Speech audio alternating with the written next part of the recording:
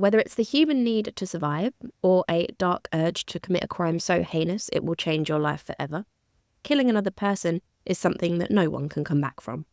But, as if that wasn't bad enough, there are those throughout history, and maybe even among us today, who don't stop at murder, because killing gives one hell of an appetite.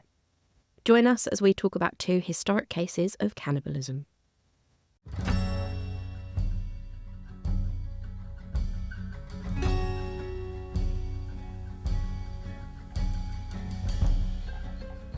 Good day, Horror House Hotties, and welcome to today's episode. My name is Amy. And I'm Tom.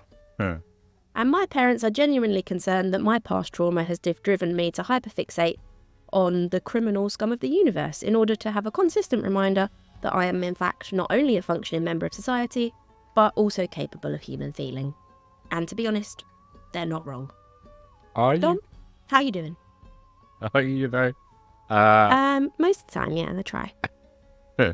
I masquerade I'm as human. good. I'm very tired.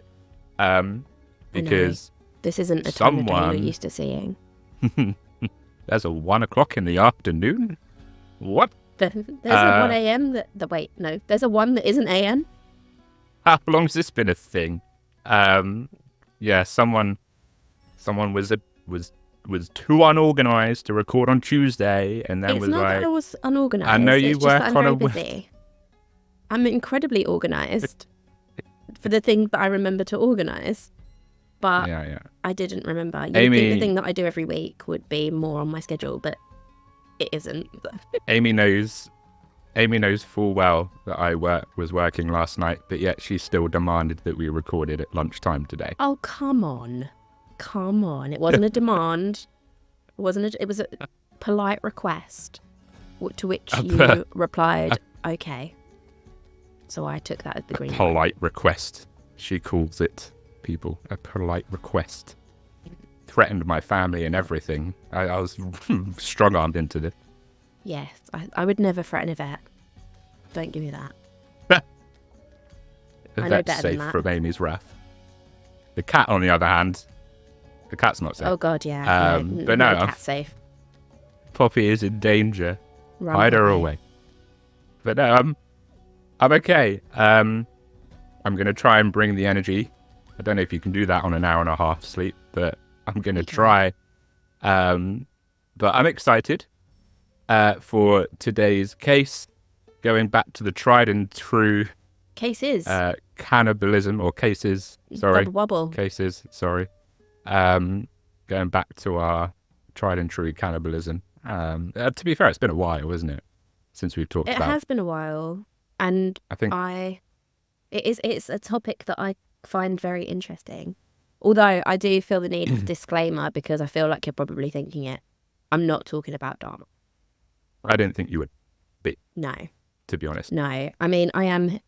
We all know I'm his biggest fan, which I've got to stop saying. I really need to stop saying that. You keep particularly in outing public. yourself on this. Yeah. I know, but it's only because he is the reason that I got into true crime. Like, that was the first true crime case that I proper deep dive rabbit holed into.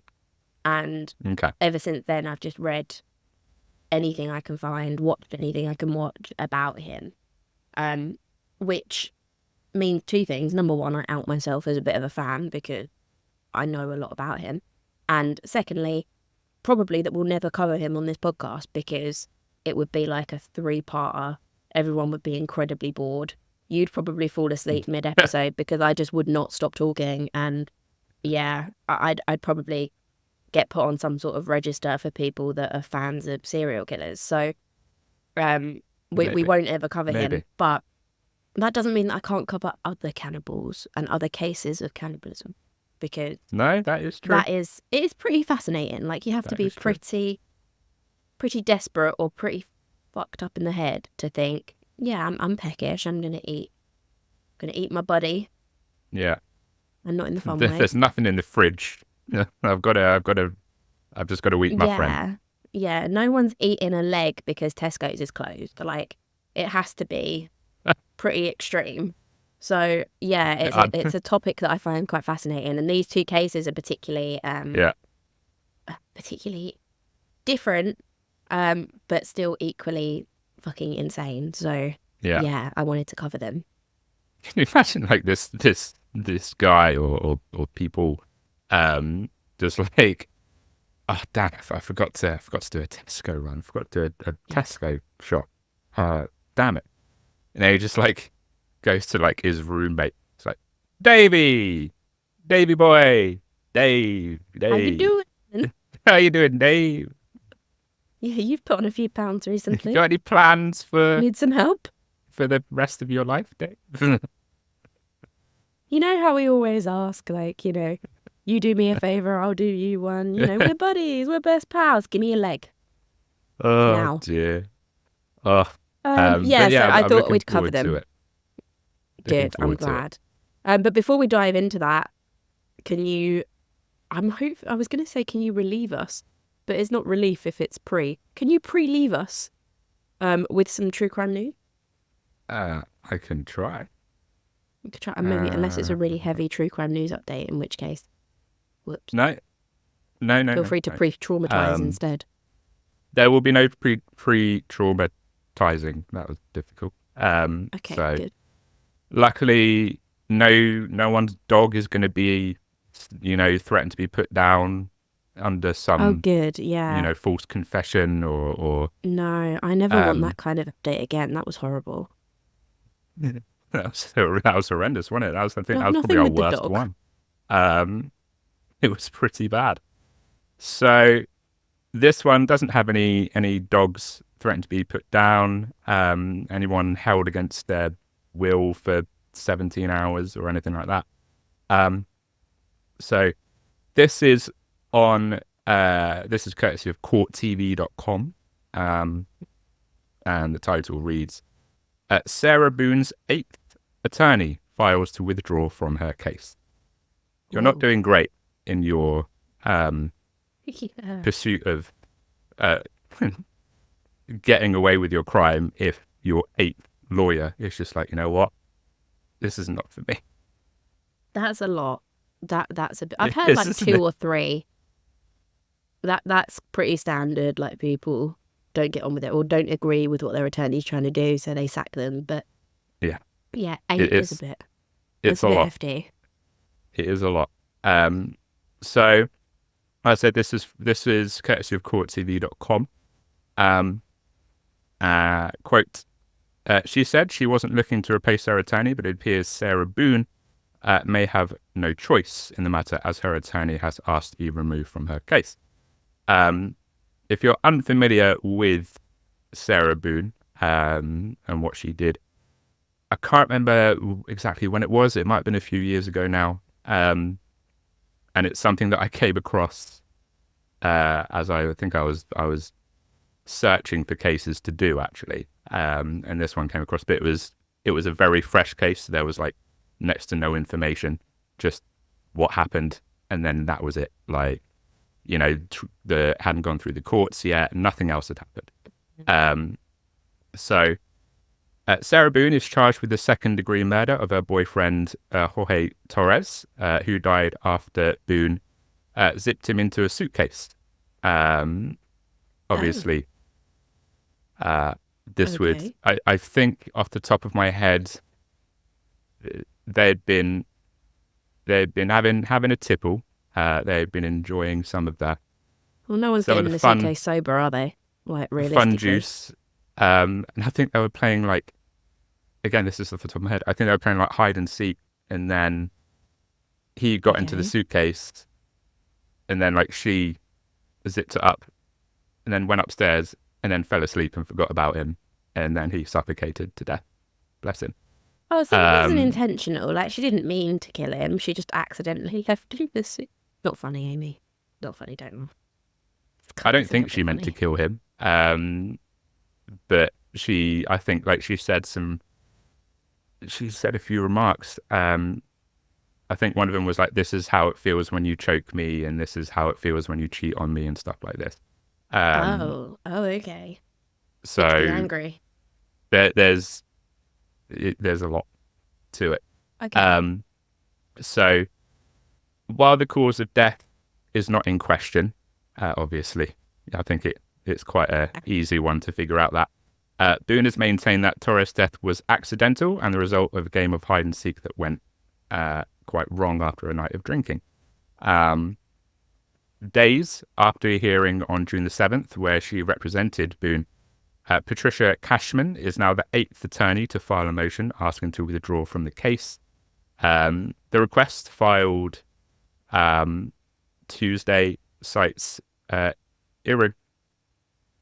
irreconcilable differences, including but not limited to ethical considerations. She has had complaints about nearly all 6 of her previous attorneys, with her 6th attorney, Frank Bankowitz, withdrawn from her case after she called him, quote, a dud and a buffoon. It's probably not... It's not going to get your lawyer on side if you call him a dud and a buffoon. No. Although buffoon, very underused insult. It is. I might bring that back. I quite like it.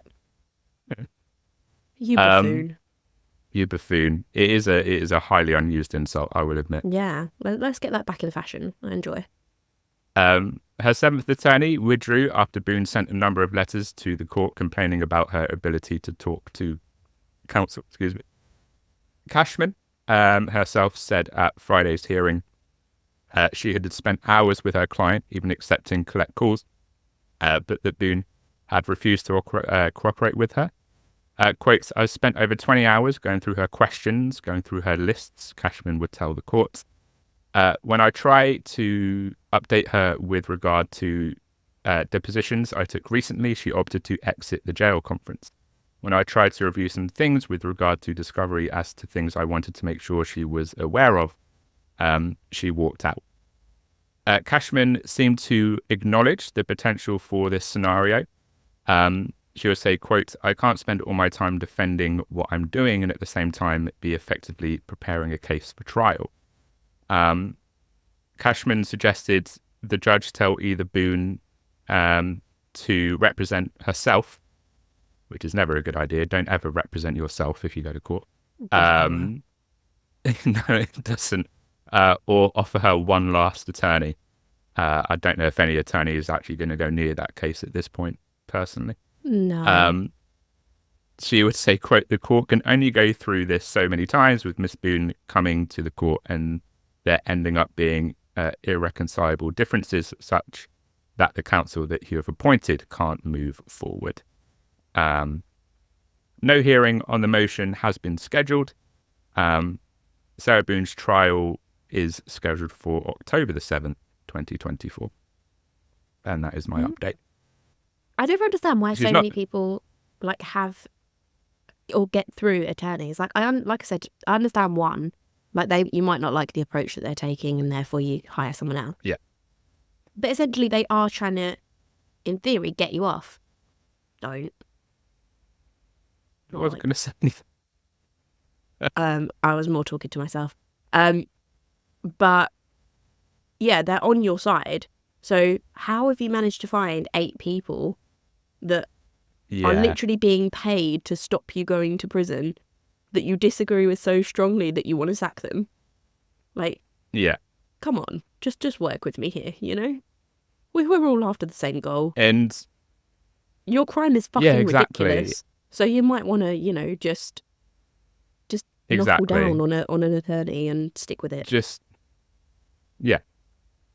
Shut off the part of your brain that moves your mouth and let your lawyer do their thing. Because do their work.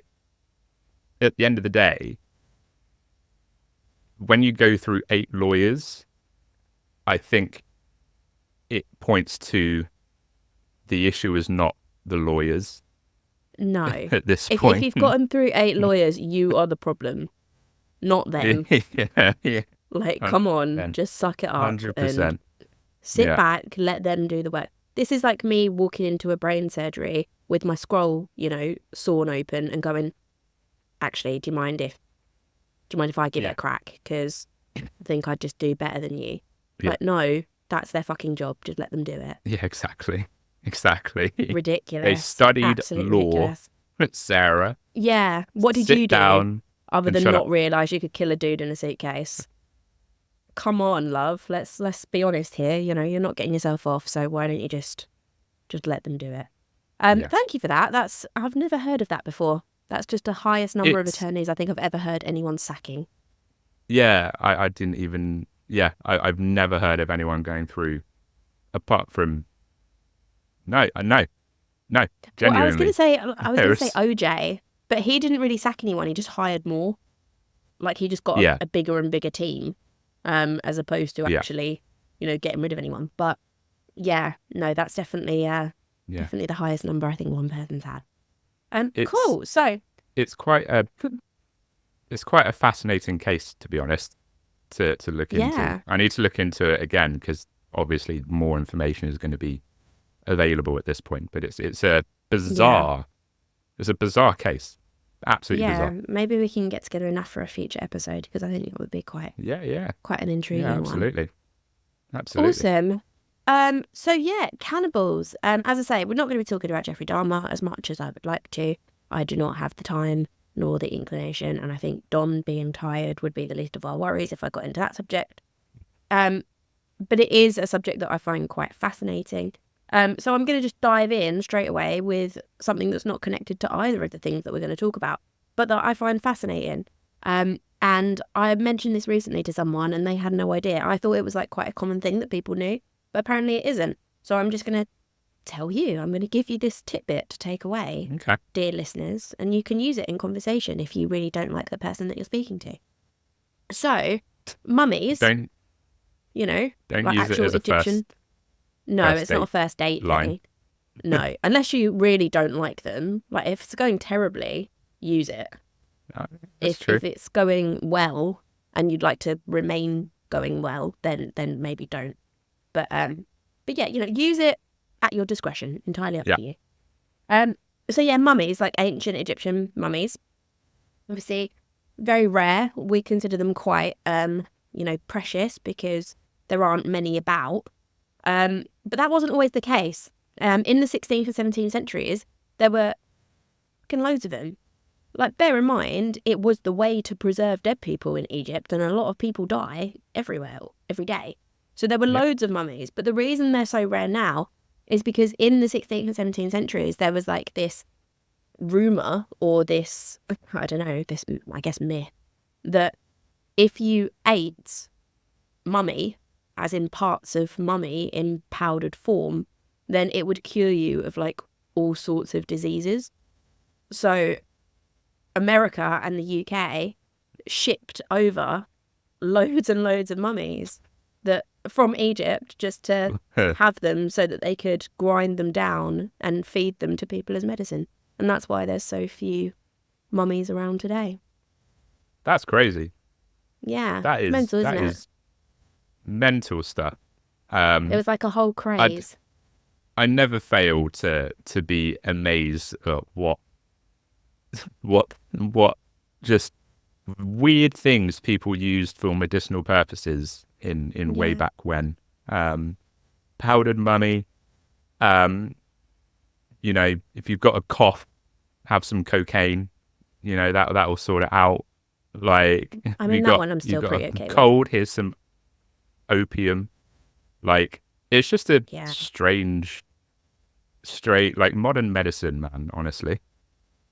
Yeah, I'm we're so very glad blessed with that modern medicine. Although some of the stuff that we take for things is made of like pretty weird stuff. But yeah, I mean, in terms of fair. cannibalism, if you were around in the 16th and 17th centuries, then the chances are you'd have committed some form of cannibalism because you probably had a bit of powdered mummy and something.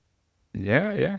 That might have been a more staple of your diet than you really were comfortable with it being. Yeah, like, I do wonder if doctors actually told people that that's what they were giving them, or if it was just Probably like, not. take this, call me in the morning.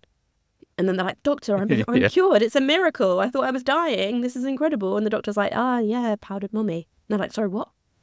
Sorry, I took what? Yeah. But, I don't think they would have said a word as they were giving it out. No. No, they just would have been like, hey, I'm a miracle worker. What can I say? Don't worry about what's in it. No one needs to worry about that. I said, call me in the morning. Now go. Yeah, you're healed. This is no longer an issue. So yeah, Also, that was just a fun little cannibalism tidbit to start off our cannibal episode. That was a fun little tidbit. Not gonna lie, I thought you were gonna say that like the British Museum stole a fuckload of mummies because the British Museum likes to steal things to put in the museum. I mean, yes, but unrelated. No, I assume they didn't steal them in order to feed them to other people. I think they probably just displayed them. Although I think they've only got one mummy these days. Only the one. I think it's just the one. They ransacked. I mean, that's nothing compared to all the other shit they stole. That's it. They ransacked too much, so they couldn't fit in more than one. Shit, we've got 20 mummies out back. You got to just pick the best one. Just know, people. If you go to the British Museum, if you took everything out of the British Museum that wasn't British, that wasn't ours, you would have nothing in that museum. Yeah, but that's fine. Dear. It's fine. It's not going to stop me visiting. You know. Oh no, I like mummies as much as the next person. Cool. So our first case is that of James Jameson, who Jameson, a particularly original name, but will sound somewhat familiar. Right. The parents really put some thought into that, didn't they? Well, it's a thing. So, okay.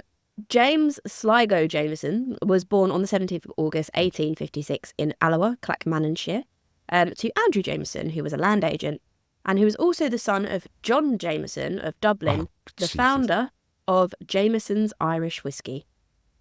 Oh wow! Yeah, that's cool. That's cool. Well, yeah, let's not kind of. Let's not Am I dive jumping into the gun? just yet. Let's not just yet. Let's see how we get on.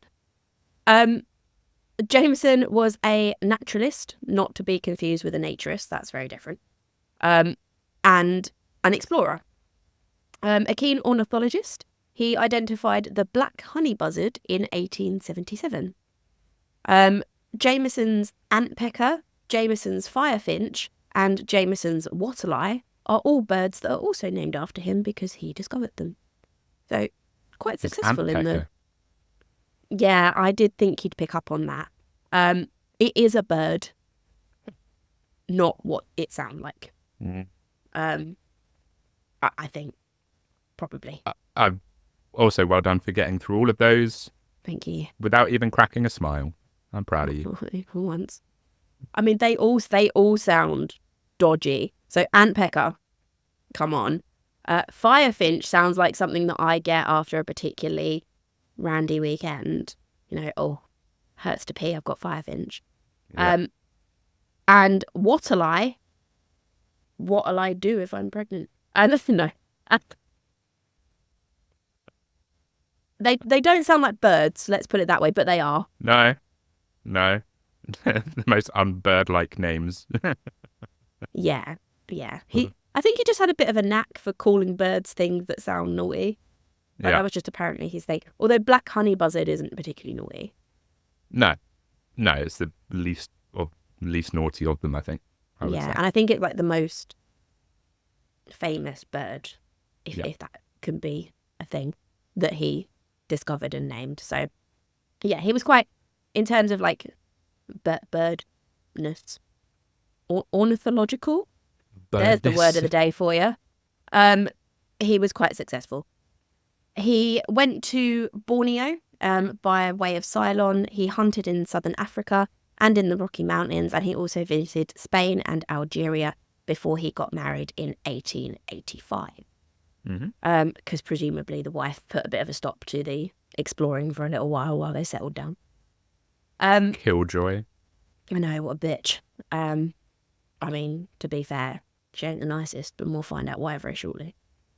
In 1888, he picked up on the exploring again. He joined the Emin Pasha Relief Expedition, led by renowned explorer Henry Morton Stanley across Central Africa.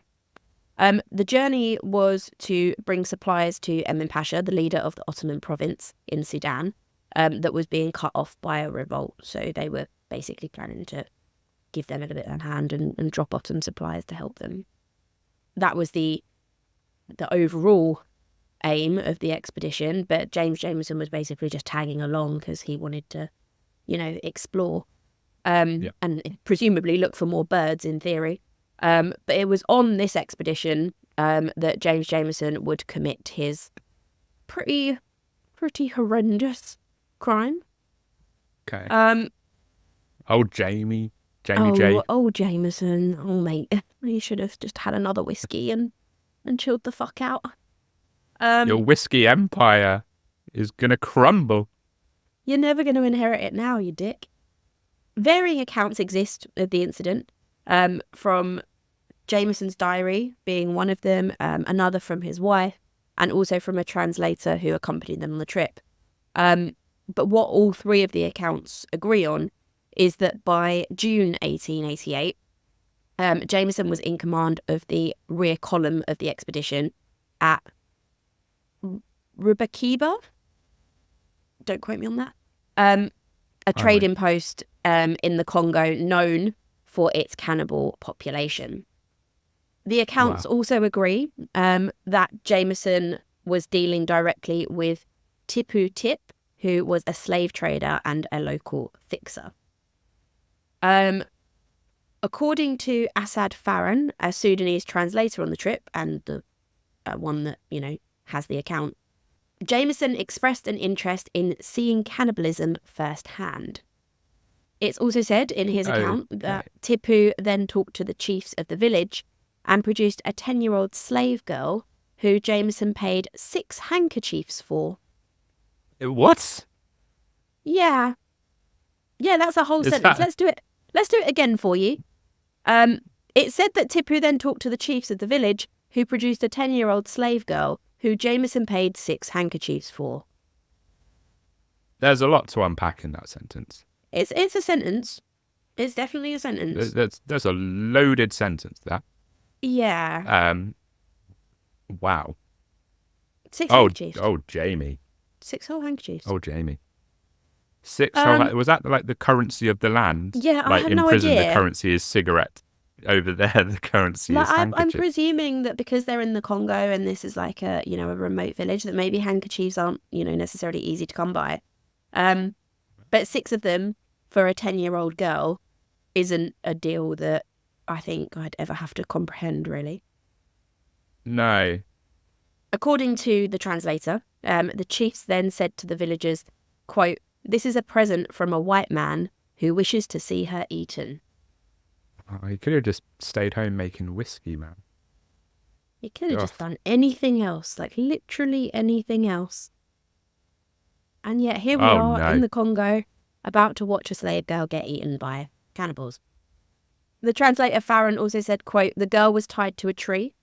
The natives sharpened their knives for a while. One of them then stabbed her twice in the belly." In Jamison's own diary, he then wrote, quote, "3 men then ran forward and began to cut up the body of the girl. Finally, her head was cut off and not a particle remained, each man taking his piece away down the river to wash it." I was about to say at least they're washing their food, but that's just probably a bit insensitive. I mean, yeah. If it was a chicken, then yeah, give that thing a scrub. And I'd be, I guess okay with it, but... That's a contentious topic. Washing your chicken or not washing your chicken. Well, personally, I don't wash my chicken. Neither do I. I don't think it needed. I'm about to put it in something really hot that's going to kill any bacteria that's on it anyway. Why do I need to wash it? Yeah. But I know that some people do wash their chicken. Here come the chicken washers. Here come the chicken washers. Comment for me in the comments.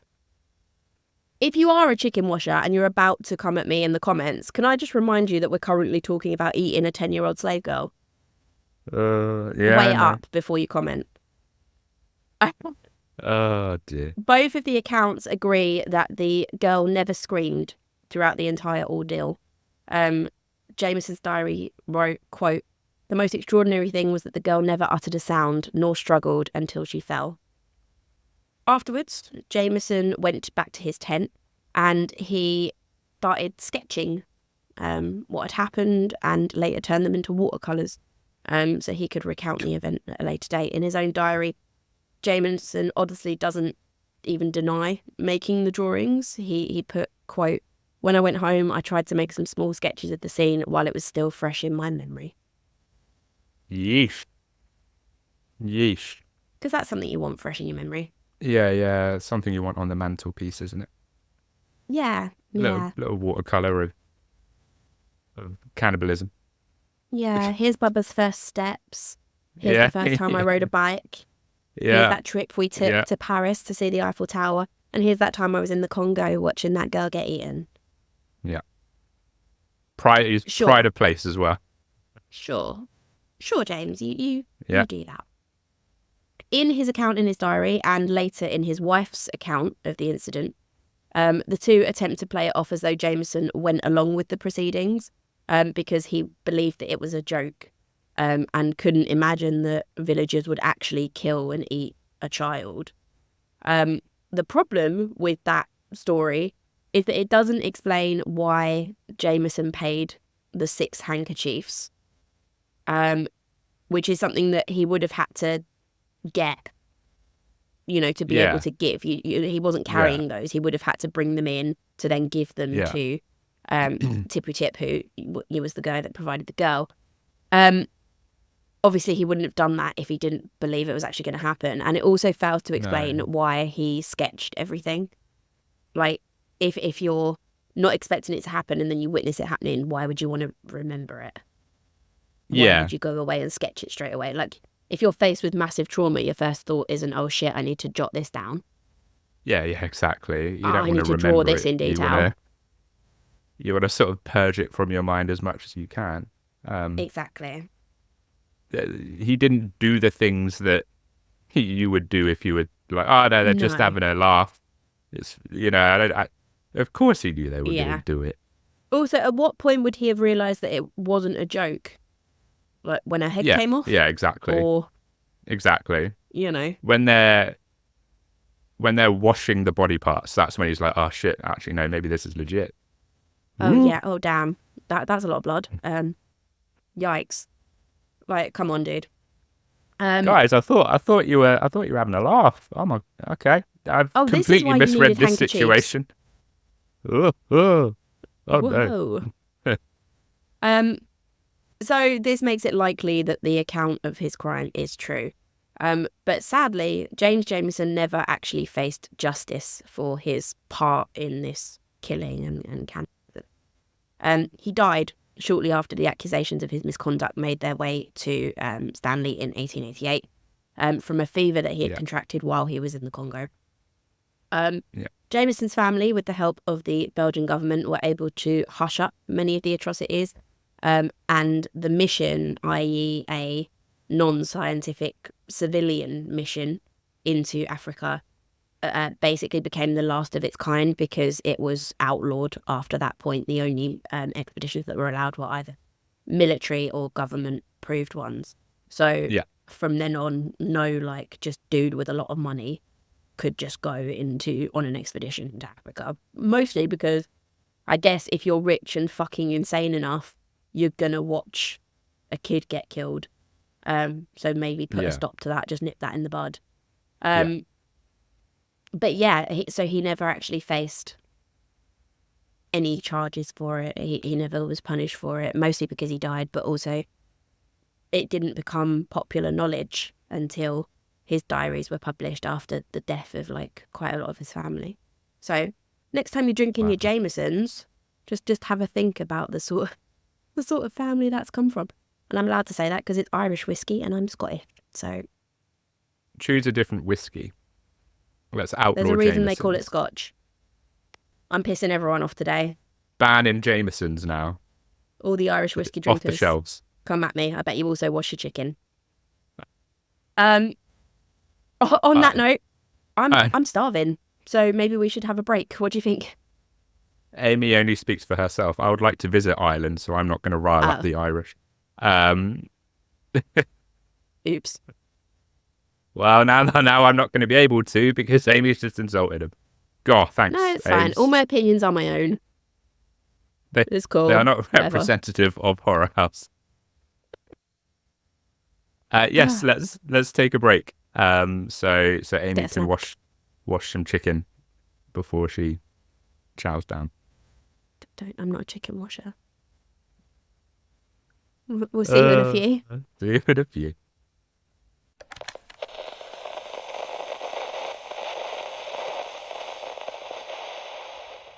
Welcome back, and I hope you enjoyed whatever snack you had during the break, unless it was human flesh, in which case, check yourself.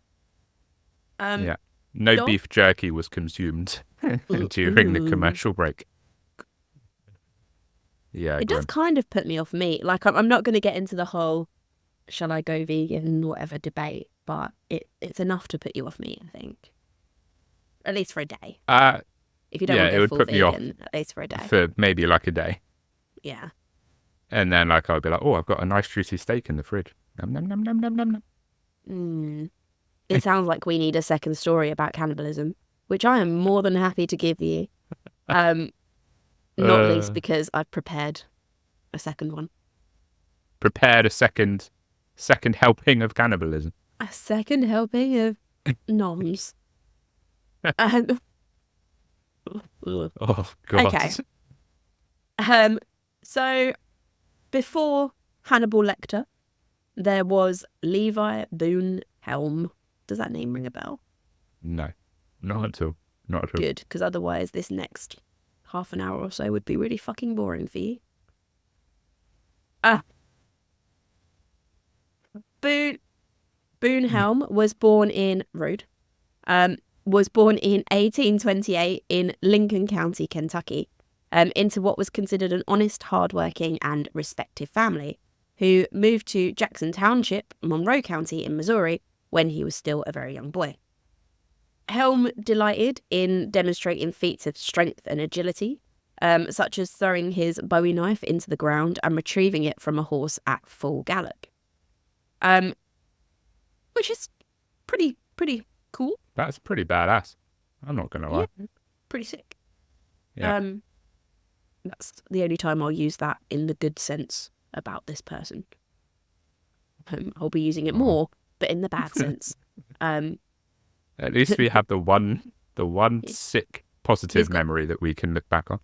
Yeah, he's got that one good trick. That was good. The rest, not so much. In one demonstration In one demonstration of his contempt for authority, Helm, again on horseback, because apparently that's how he does everything, rebuffed a sheriff's attempt to arrest him by walking his horse up the stairs of a courthouse and into the courtroom while the circuit court was in session, and by verbally basically harassing the judge mid-trial from his horse. You're going to break my heart with this, because at the moment I actually kind of like this guy. I'm not going to lie. And now give it 5 minutes, you're going to be like, sorry, Dom, I'm gonna completely break your heart and ruin this guy for you. Maybe I shouldn't have started with the cool stuff, because he's done a few cool things, but he's not a cool guy. In fact, you're gonna not like him in about 15 seconds. Okay. I mean, like, it is. At least I'm preparing you. Yeah, you are. And I totally agree. It's pretty naughty. But at the same time, I can't help but just like picture him walking his horse into the courtroom and just that is cool. Like, I'll give him that. Verbally bracing this judge who's just like, 1, I'm in the middle of a trial. 2, why have you brought your horse into my courtroom? Yeah, just walk in. What are you doing? If you want to harass me, do it off of a horse. Even the horse is confused. Now the horse is shitting in the courtroom. Like, why? So many issues. So many issues here. I don't get paid enough for this. As cool as he sounds right now, brace yourself, because he isn't. Okay. In 1851, Helm married 17-year-old Lucinda Frances Browning in Monroe County, Missouri, and fathered a daughter, Lucy. He became known for his heavy drinking, riding his horse into the house, and for beating his wife. Oh, no. The domestic violence grew to such an extent that Lucinda petitioned for divorce, and Helm's father, as in the father-in-law, paid for the costs because even he was like, yeah, no, you shouldn't have to be married to my son. So, Oh, Helm. yeah. You know that you're a piece of shit when even your dad's like, yeah, girl, my get out. son's a fucking dick. Yeah, you go. Get out, I'll sort it. where you can. Exactly. So having bankrupted his father, because obviously divorces aren't cheap, and ruined his family reputation, Helm decided to move to California in search of gold, because this was at the point of the gold rush, so he was keen to go off and be a part of that. Before the journey to California, Helm asked his cousin, Littleberry Shoot, great name. What? His name is Littleberry Shoot. Okay. Yeah. It's different. It's different. It's different. I kind of like it. It's different. Yeah. He asked him to accompany him. Initially, Shoot agreed, but when he attempted to back out of the trip, because presumably he didn't want to move entirely across the country, an angered Helm murdered him by stabbing him in the chest and headed west alone. So many other ways he could have handled that. I mean, he could have said, "Okay, sorry to hear that. Like, cool. Bye. I'll go and find gold myself then. I'll be laughing when I'm rich, and you're still here, and then you would have. Then you should have came with me." There was no reason for him to die, but he was, known for being a bit extreme when it came to handling his deals. So, Jesus Christ. Jesus. As you might imagine, he was pursued and captured by Littleberry's brother and friend, and convicted of murder. But his antics quickly. What? Oh, sorry, I can't even read my own notes. But his antics in captivity in prison quickly landed him in a mental asylum. Jesus. Upon entering the asylum, Helm somehow, miraculously, very quickly, became quite lucid and friendly. He suddenly wasn't crazy anymore, and convinced a guard to take him on walks through the woods. After these walks became routine, Helm was able to escape. Why? I'm sorry. What? Why? Why would you say yes to that? Well, I mean, if you don't know him and you don't know what he did, and he's been put in this asylum, and then you're the guard that's like working with him, and suddenly he seems all right, friendly even, nice. If he was like, oh, I just wish I could go and see the trees and be part of nature, I think it would really help me in my, recovery. Then you probably would go, oh yeah, poor sod, all right, I'll take you out for the odd little walk in the forest. What's the worst that can happen? Maybe. I don't know. He's obviously a trusting guy, and he took him out into the woods, and yes, he was able to escape. Once again, travelling west to California, Helm murdered several men in various altercations. Forced to flee to avoid arrest and vigilante justice, he teamed up with 6 men to whom he confided he had eaten all or part of his murder victims. Quote, "Many's the poor devil I've killed at one time or another, and the time has been that I've been obliged to feed on some of them." What a way! What a poet! What a way with words that man has. Yeah, I mean, that's the thing we should be focusing on. I mean that's. I don't like this guy as much as I did. No, what, Dog? Hey, why? Talk to me. Why are you suddenly not a fan of him? I think that eating people might have something to do with it. Oh yeah, no, I can see that. Yeah, I get it. Yeah, I'm right there with you. He started out so well. He was just a bit cantankerous, taking his horse into the courtroom, and taking a Bowie knife out the ground at full speed on a horse. Like he just sounded like a bit of a scoundrel, a bit of a rascal, a bit of a showman. And I was just like, I'm just gonna eat people. And I'm just like, why? Why couldn't you just why can't you just stay, taking horses in courtrooms and doing Stay your fun. Bowie knife trick? Like, why wasn't that Yeah. enough? You could have made a living. People would pay to see that shit. God damn it. An attack by Native Americans on the way to Fort Hall forced Helm and his party into the wilderness. Short on provisions, the men killed their horses, so I guess no more riding into courtrooms. Ate the meat, obviously, and made snowshoes out of the hides. The journey was arduous, reducing the party down to Helm and one other man named Burton.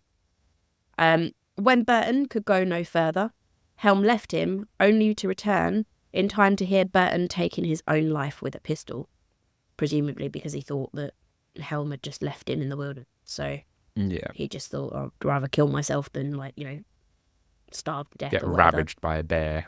Well, Or, yeah, starve to death, the multiple other ways that you can die in the wilderness, he'd rather just shoot himself, which I think is pretty understandable. Yeah. He maybe wouldn't have, though, if he knew what was going to happen after he'd done that. Helm saw some human meat. Nom, nom, nom, nom, nom, Helm was nom. like, dinner's killed itself, boys.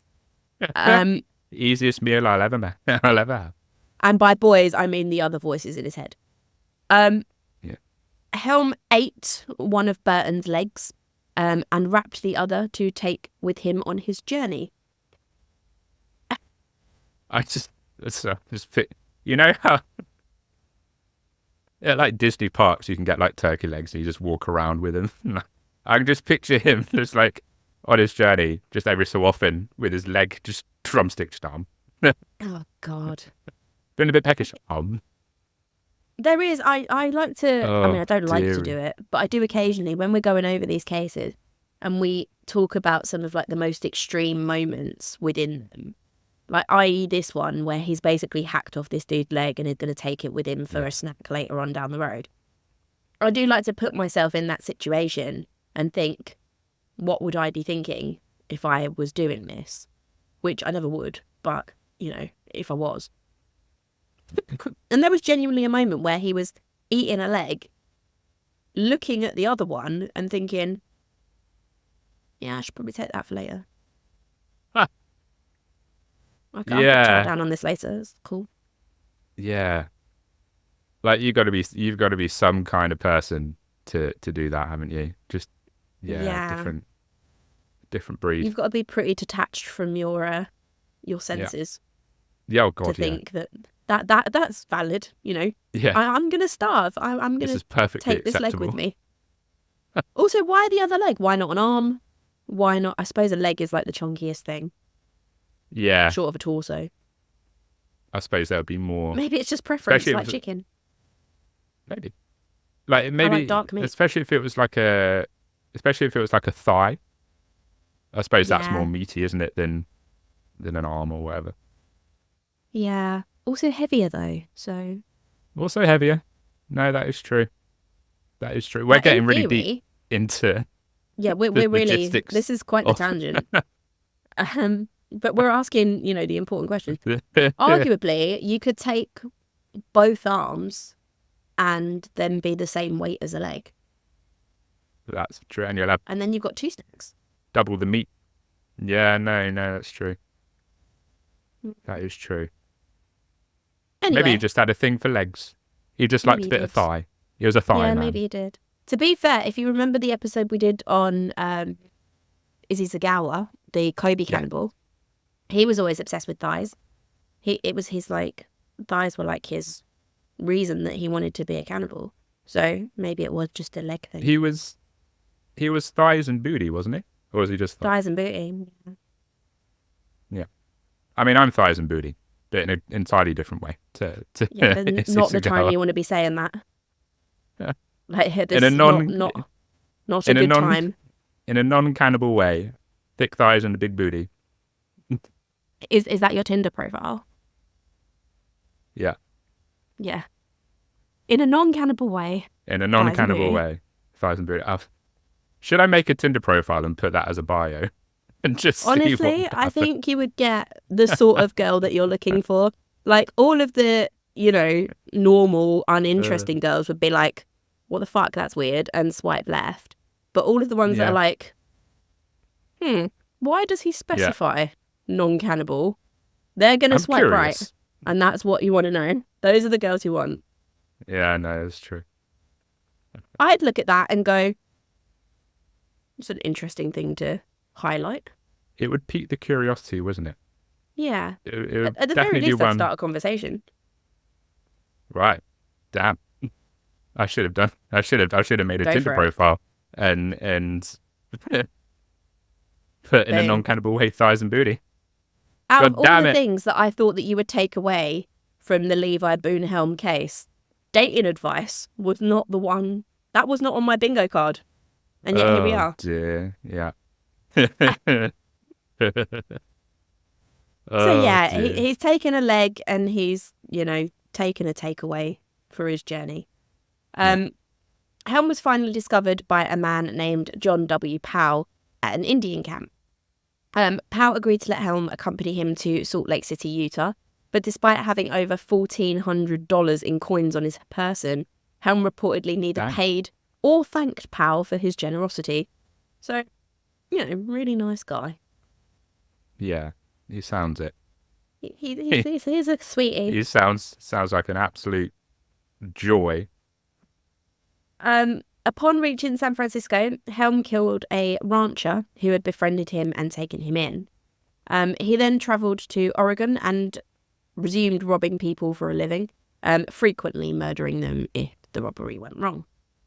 In 1862, after heavily drinking, Helm gunned down an unarmed man named Dutch Fred in a saloon and fled. While on the run, Helm ate another fugitive who had been accompanying him. Which isn't really what you want, is it? Like, if you're already on the run from the law and you've bumped into another dude who's on the run from the law, I don't think your first thought is, oh shit, I might get eaten. No. You'll probably be like, we can go on the run together. Oh, Can be like fugitive buddies. fugitive friends. Yeah, wait, why are you chewing my ankle? Best buddies. Hey, buddy. Well, that's my foot, buddy. I kind of need that. Dude, no teeth. No teeth. Why are you nibbling on my toes, Helm? What are you doing? I'm not into that, bro. Not for me. Yeah. Yeah, to be fair, I agree. People who like to nibble on toes are a unique set. Oh, no, wait, hang on. Whoa. Let's not rule that out. Just not in a cannibal way. Like, I want to keep them, but, if you want to put them in your mouth, it's fine. Anyway, again, not where I thought this was going. Interesting. Captured by the authorities, Helm implored his older brother, Old Tex, because of course your older brother is called Old Tex. God's sake. One of Helm's 12 siblings, I forgot to mention that at the start, but 12 siblings, quite a lot. He asked him for assistance. He had a considerable amount of money, so Old Tex paid off all of the witnesses to his crimes. Anyone that had ever seen him do anything bad and was called to testify, he paid off so that they wouldn't. So, unable to convict Helm, the authorities released him, and he accompanied his brother to Texas. Okay. I mean, it's not a bad way of doing it, but it's definitely not good in that a cannibal is now back on the street. Yeah. They kind of made a whoopsie on that. Yeah. Lie. That's a pretty big boner. Also, did you say that he had 12 siblings? Yes, so he was one of 13. God, it's bad enough being the middle child. Imagine being the 12th child in that family. You'd get nothing, no attention, nothing. In his defense, I don't know where he fell in terms of, I don't know what number he was. But yeah, one of 13 is a lot. Although that being said, my nan was one of 13 and my granddad was one of 12. Wowza. Catholic man, what are you going to do? It's a joke in there somewhere. I mean, whole thing's a joke. Catholicism, I mean. Sorry, Catholics. God, I'm insulting everyone today. Sorry. I don't If you think wash we've your ever. chicken, if you drink Irish whiskey, and if you're Catholic, apologies. These are all entirely my opinions. They're I not the don't think. opinions of the podcast. I I don't don't think it's think. unexpected from me at this point. I don't think we've gone for Catholicism Have we yet. not? No, Oh, I it's would have normally thought that just had happened Christians that we sooner. go for. Okay, well, now we're specifying. I've got nothing against you. Just don't try and make me see God. Fine. So, yeah, he accompanied his brother to Texas after being essentially let off. Helm soon reappeared at many of the settlements mentioned before, killing more men in the process. He was finally apprehended in Montana. After teaming up with the notorious Henry Plummer and his gang, Helm and 4 other gang members were arrested and tried in secret. At trial, Helm kissed the Bible and then proceeded to perjure himself, accusing Three-Fingered Jack Gallagher, Helm's closest friend and fellow gang member, of most of the crimes that Helm himself had committed, basically just trying to pass the blame on to him.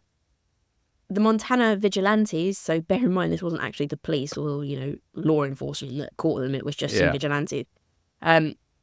They hanged Helm, Gallagher and the other members of the gang in Virginia City, Montana on the 14th of January 1864 in front of a crowd of 6,000. Damn, that's a lot. That's a lot of people. I kind of forget how much of a public spectacle executions were.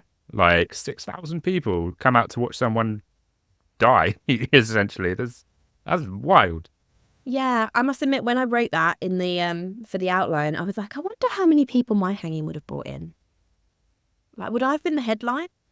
I hope I was the headline. I don't want to be a The whole support act village. to my own hanging. Everyone would come out to see it. I want the crowd. I don't want to. I'm not the It would be like hanging. I'm the main hanging. Yeah. It would be like a whole event. They would make how sports events think I hope so. make it I like want a there to be snacks. week-long event. Yeah, people selling popcorn, get a beer, Yeah, and then at the end of it, interviews with tongue. friends and family beforehand. That'd be so nice. That would be such a nice day for everyone but me. I'm glad you're all enjoying your day, you bastard. You pricks. But no, I definitely Throw want me it to some be of the like an event. popcorn at least. Yeah, give me before a I get beer. home. Fucking hell. But yeah, 6,000. Upon seeing his friend Gallagher hanged, so the one that he tried to blame everything on, Helm reportedly remarked, quote, "Kick away, old fellow. My turn next. I'll be in hell with you in a minute." That's nice. I mean, comforting word. Comforting words. See you in Comforting hell, word. See you in hell. I'll be there soon. Yeah. Keep the seat See you in warm a bit. for me. Say hello to the big man down there. Tell him about the cupboard. Those are our two, well, not two cannibals, because technically James Jameson didn't eat anyone, but definitely cannibal facilitators and a cannibal. Yes. So yeah, how are you feeling, Bill? Is your stomach or? It was cannibal adjacent. Cannibal adjacent. And just straight up cannibal. Yeah, I was easing you in before we went to straight up, I'm eating a leg. I've eaten a leg. Yeah, that was. I've never heard of either of these cases. Now I know a little factoid about Jameson's whiskey. That I kind of wish I never did. But now I do. Yep. And I mean, my guy Helm. Things started out so well. Yeah. And then he yeah. I had his powers for good. Yeah, I was like, this guy just sounds like a bit of a dude. I would probably want to go to the pub with him, but then he would probably try to eat me, so maybe not. Yeah. It gets so awkward when they try to eat you. Yeah, exactly. So, can't we just enjoy our pint? Hell, stop trying to fucking eat me. But no, it was it was very interesting. I think I'm very much in the same boat as you, that as disgusting as these cases are, I find sort of cases of cannibalism quite interesting. I'm not even sure why. Maybe it's like it's so far detached from what like a sane, normal person would do, that it's just like I'm Yeah. intrigued by why they do it. But no, that was very, very interesting. And I enjoyed listening to the two cases very much so. Yeah. There are some, like, I mean, I'm not going to go into it in too much detail, but I know there are some like groups out there that think that cannabis shouldn't be illegal if it's consensual. Like, if you're like, chop this off and eat it, and you sign that, then it would be cool. I'm not part of them, and I don't agree with it. But like, Yeah, no, it's no, that's yeah, I didn't even know that was a thing either. Holy cow! yeah. I mean, Holy people crap! have everything's a kink. Like, this is one of the few No, that I true, don't actually true. have. But you know, it's people. This is There's where people Amy that draws the want to. line. Yeah, I mean, come on. There's some. We all have to draw the line somewhere. And this is probably mine. But uh, there are people that, are turned on by the idea of like consuming someone. yeah, true, I true. don't Well, get it's it. it's. But I suppose it's the ultimate taboo, isn't it, to consume another yeah, human being, yeah. or they Apparently we just taste really like like pork. the taste of pork. Yeah. There you go. There you go. Boom. Um, but yeah, I don't think I could.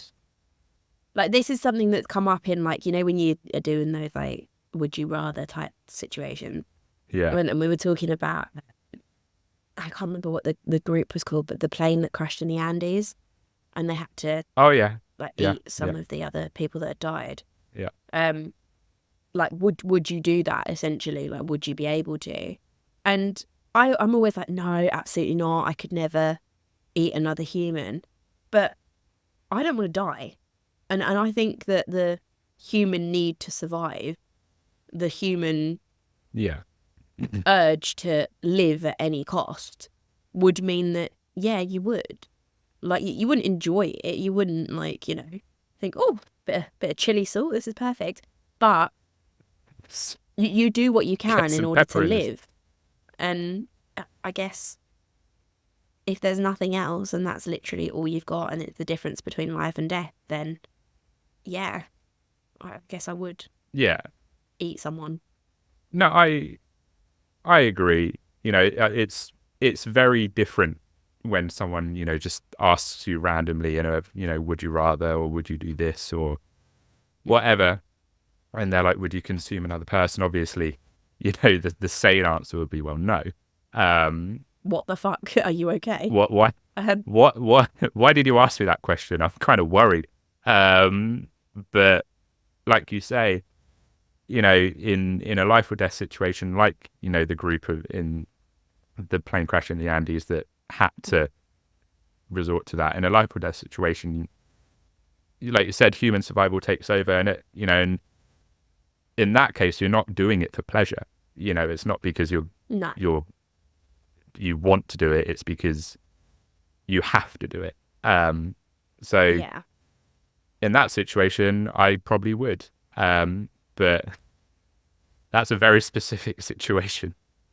Yeah, the chances of any of Otherwise, us actually being in that situation are slim. But yeah, exactly. Otherwise, I think I'm going to continue going to Tesco rather than yeah. the human equivalent of Tesco. Like corn. Corn's good. I'll stick with that. Yeah. Oh dear. Awesome. Dom, wrap it up for us. Take it away. Close us down. Thank you everybody for listening. Hopefully I brought some sort of energy to this recording. You did. You did I very tried. well. I tried. But we hope you enjoyed. Is that the right word? We hope you Tolerated. Made it through. tolerated. Yeah. Learned something new about Jameson whiskey. Or mummies. Or mummies. That's it. Or mummies. And I hope you're as disappointed with Helm as I turned out to be. But we hope you enjoyed this week's episode. Next week's episode is going to be a true crime episode. About quite an old case. Like, we're going back early 1900s. Okay. If you want to support us, there are many, many ways to do that. You can follow us on Instagram at horrorhouse_pod. You can follow us on whatever podcast app it is you choose to listen on, whether that's Spotify, Apple, whatever it may be. You can subscribe to the YouTube channel. And if you want to throw us a little bit of money, there is the Buy Me a Coffee link as well. So if you want to chuck us a few quid, then please do. We'd be very appreciative. But until next time, what's left to say from me is, as always, stay very, very spooky. Stay spooky.